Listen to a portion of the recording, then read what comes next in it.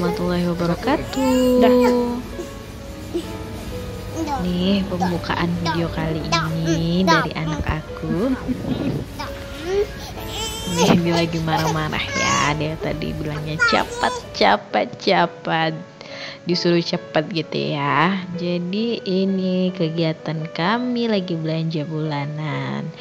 Halo, apa kabar nih semua teman-teman yang udah nonton videoku kali ini? Makasih banyak ya. Semoga kita semua selalu sehat, selalu penuh rasa syukur, selalu bahagia. Oke, kali ini mau belanja bulanan. Udah awal bulan ini, gimana bunda-bunda? Udah pada belanja bulanan belum? Udah pada budgeting belum nih? Semoga udah pada sempat budgeting ya. Dan semoga udah pada gajian juga ya semuanya. Supaya bunda-bunda, ibu-ibu semuanya udah pada bisa belanja sesuai kebutuhan keluarga. Oke nih, aku belanja bulanannya ditemani sama Pak suami, sama anak aku nih, sama Zaid. Ini agak riuh ya karena bawa bocil gitu. Tadi aja udah belibet gitu ya, dia pingin yogurt itu, jadi udah ngambil yogurt kesukaannya. Oke, ini lanjut. Biasa nih kalau belanja bulanan harus ada stok Indomie gitu ya. Udah habis stok Indominya. Jadi di sini aku mau nge-share ya, bukannya mau menggurui atau gimana.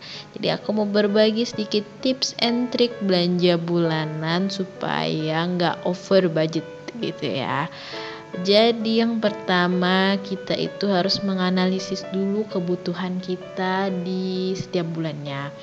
Dalam menentukan budget belanja bulanan itu, kita harus ngeliat dulu kebiasaan kita, biasanya per bulan itu berapa sih yang kita habisin.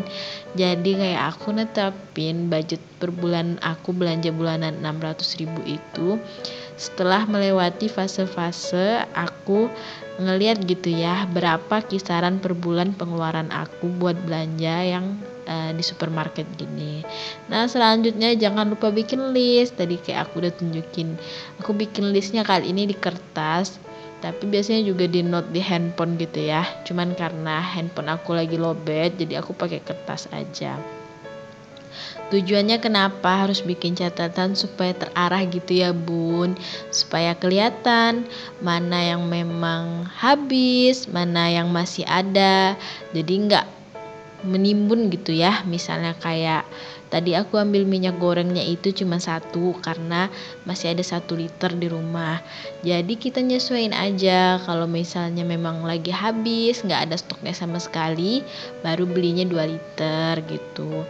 Jadi tujuannya mencatat itu kita ngecek stok yang di rumah. Nah selanjutnya juga nih tips yang pasti semua ibu-ibu pada udah sering ngelakuin ya. Liatin yang promo bun, yang promo, yang diskon. Nah nih kayak tisu. Apalagi kalau untuk item-item yang gak terlalu ini ya, sama brand atau gimana, yang gak nyangkut alergi atau apa gitu ya, bukan masalah terkait rasa. Kalau aku sih oke-oke aja gitu, apalagi kayak tisu gitu ya, yang mana yang diskon deh oke-oke aja. Nih juga nih yang promo dong pastinya. Terus selain yang promo, ada juga deh ya yang kita nggak bisa buat ngehindarin gitu ya kalau naik, kayak contohnya diapers anak gitu ya, pampers, popok itu kan biasanya udah ada brand yang memang cocok gitu. Nah kalau kayak gitu nggak usah dipaksain ya bun ya, daripada kita ngambil yang diskon gitu tapi nggak cocok bikin ruam popok, lebih baik kita tetap ambil yang aman, tetap pakai yang sesuai sama kebutuhan anak kita atau yang udah cocok gitu, kayak shampoo juga kayak gitu ya. Nah ini komplain mulu nih anak aku nih, dia udah bosen ya. Terus dia itu pinginnya cepet-cepet aja gitu ya, pingin pulang. Ternyata dia itu ngantuk, udah sampai di rumah itu dia pingin bobo gitu ya. Oke, ini nggak semuanya aku rekam nih. Sekarang lanjut unboxing belanjaannya di rumah. Ini jangan salfok ya bun, kalau misalnya di video itu ada suara-suara pak suami lagi sholawatan gitu ya. Kalau ini mau boboin si Zaid gitu ya. Udah aku kecilin sih volumenya, semoga nggak terlalu ketara gitu ya. Nah ini pertama di kresek yang pertama ini isinya yang perintilan-perintilan bukan makanan gitu ya, tisu basah, tisu kering, tisu dapur, terus ini ada ini juga pembersih toilet, terus ada cuci piring, sabun cuci piring, terus ada sabun mandi, terus ada nggak enak banget ya narasi aku ya.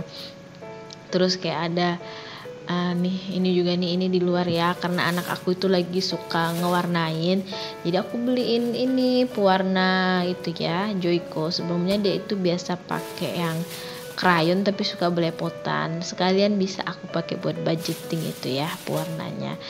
Ada ini buat ini juga ya, buat rambut anak gitu. Nah kantong-kantongan juga buat food prep gitu.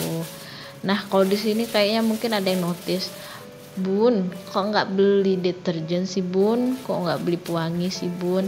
Nah aku jelasinnya di sini bukannya kayak aku kelupaan apa gimana, karena aku itu jarang banget nyuci di rumah, jadi nggak habis-habis itu ya, jadi masih ada stoknya, makanya nggak beli.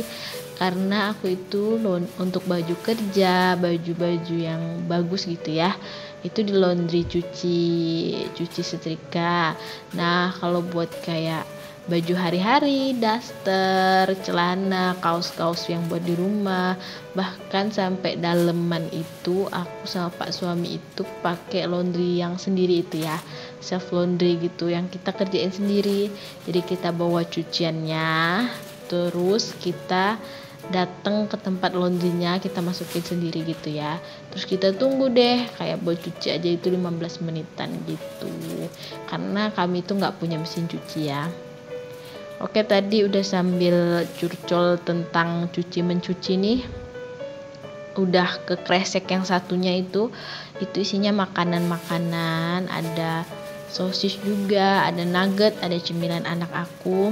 Nah Indomie mie instan ya namanya, tapi udah ke doktrin gitu ya nyebutnya Indomie. Itu ada 10 aku belinya. Terus saus itu juga di list ya, harus di list banget bun biar sesuai. Nah ini selai di listnya sih selai kacang gitu ya, tapi sampai di lapangan kita milihnya rasa yang lain gitu ya, rada bosen sama selai kacang.